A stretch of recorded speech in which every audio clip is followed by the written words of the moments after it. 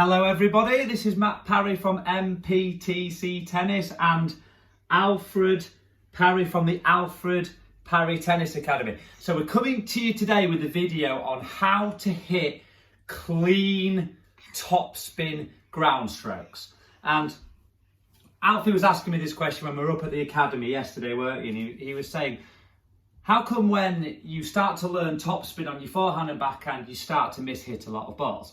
And the answer is really, really easy.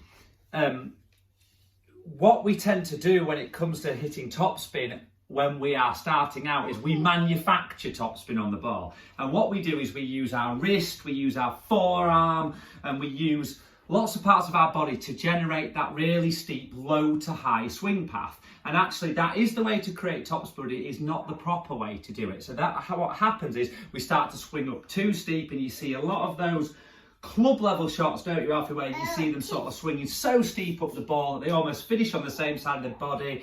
They really hit the back of the ball, and there's actually no genuine topspin. And then Alfie asked me the question, didn't you, mate? He was like, well, how should we do it? And it's, again, quite an easy answer to this question is, first and foremost, you've got to remember that the racket face on contact always has to be flat, and the direction of your strings when you contact a tennis ball is where the ball will end up. So everything before and after contact is irrelevant if you don't get that part right. So what we need to do to create genuine topspin is to just do the natural swing of the arm. And when you just naturally let your racket swing, it is a low to high swing path, but it's not too steep. And that is the genuine way, isn't it, mate? Whoop, the genuine way to hit topspin on a forehand and a backhand. So if you just stand and practice your normal swing without using your wrists or your elbows or your forearms or anything to manufacture steepness, that's how you put topspin on the ball.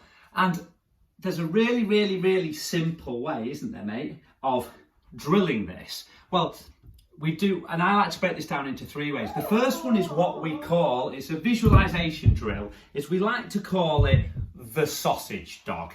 And I was actually going to bring Japper the dog up, wasn't I, Alfie, to show you how it's done. But if you imagine that you have a sausage dog, and you imagine that when you start your swing, it's okay, when you start your swing, you hit the bottom or the backside or the butt of the sausage dog. Boom, and you smack him in his bottom.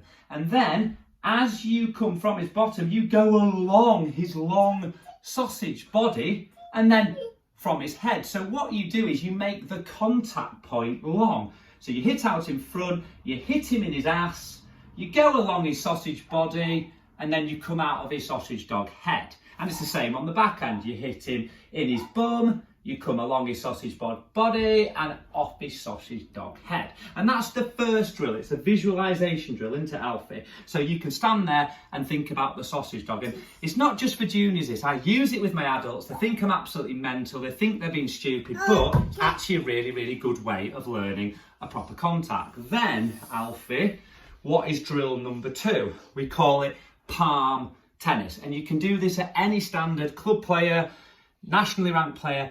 Have a rally just using your palm. So if you drop a ball to yourself and you just keep the ball going with the palm of your hand, or on the reverse, the knuckles, so that we are practicing using our palm to direct the ball or our knuckles. And this stops us using wrist, because you've got to keep your wrist really secure and locked out when you do it. So that's drill number 2. And the third one is, we call it half racket. So if you start to play with your racket, holding it right up the frame, it keeps it nice and short, and you can just rally from the service box, can't you, Alfie? Just using half the racket. Or if you've got a 21-inch racket, use that. So your half racket, and then you turn, and your half racket. And what this does, it stops you manufacturing topspin using your wrist. Final one, mate, is the wooden spoon. So I bought this a few months ago. It is absolutely fantastic. It is racket length, proper handle, sweet spot exactly where you do it and weighted like a tennis racket. So it's better than actually just getting your wooden spoon out of your drawer and doing it. And these are fantastic, and we use it with all the juniors, and this is a fantastic way to develop clean and positive contact, because if you start to use your wrist, you start to swing too steep, you try to slice anything with this, you just miss the center of the spoon. So if you have not got one, go and buy one. They're absolutely brilliant. And again, all you want to do when you're coaching a session is service line or 3/4 line and get them using the spoon to hit. So that's it for today. They're the steps to take to clean up contact. Alfie's walked off, gone downstairs, which is a bit dodgy, but anyway, so go through the stages. Hope that helps. Get yourself one of these. They're absolutely awesome. There's the little guy walking with his tennis ball, ready to work back at Alfred Parry Academy. Off he goes again. Stay safe.